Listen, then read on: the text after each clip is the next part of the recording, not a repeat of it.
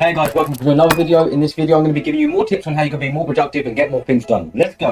First thing on the list is starting with why. There's a book called Start With Why. I recommend reading it, and it runs alongside the saying, if you understand your why, you can suffer almost any how. If you know why you're doing it, something, the purpose, it becomes a lot more easier to be motivated to do it. Motivation starts with the root reason to why something should be. You could spend months and months trying to quit smoking, but until you see a loved one fearful for your life, that's what could give you the reason, the motivational reason, the purpose to switch behaviors almost instantly. People don't buy what you do or how you do it. They buy the purpose, why it's helpful for them. If you want to sell something to someone, explain the reason why it should be important and why it will benefit them, and they're more likely to be persuaded to buy it. Using the same type of psychology on yourself, if you know the reason why something should be done, a behavior should be maintained, it becomes a lot easier to invest in it. Again, start with why. When you wake up in your day and you go to write your checklist, you go to decide on what you want to do,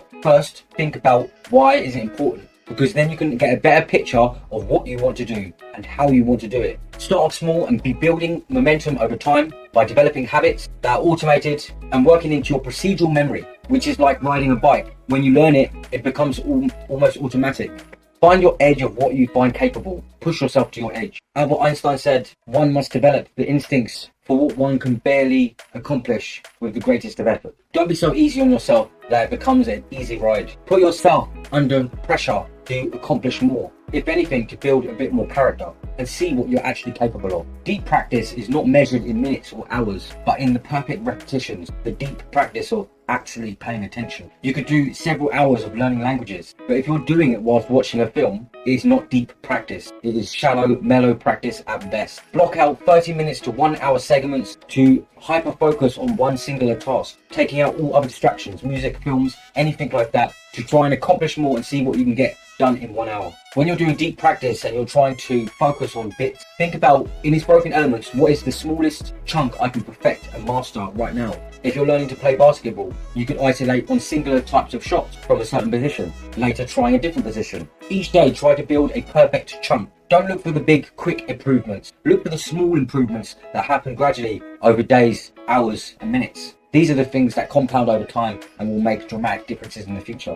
When fear sets in, ask yourself, what happens if I don't complete this? What happens if I don't take action right now? If you want to start a business and you're working in a 9-to-5 job, it could be risky, risking the small amount of money that you have. But you need to think, what is the cost of inaction? If you do not risk the money that you have available to go on to bigger things, then you're always going to be stuck in the same level that you're at. When you're practicing, make a structured dialogue of questions that you can ask yourself to assess your progress. What worked, what didn't, and why. These videos, what is working? What is working is I'm finding it easier to make a single shot footage with green screen backdrop, talk in one motion, and then edit it all at once, rather than trying to do B-rolls and multiple other shots. This seems to be the fastest process I can go through. What is not working is I don't really like the fact that I'm cropped off at the bottom, and I should really adjust my studio setup so that I've got more of an angle, more of a body shot.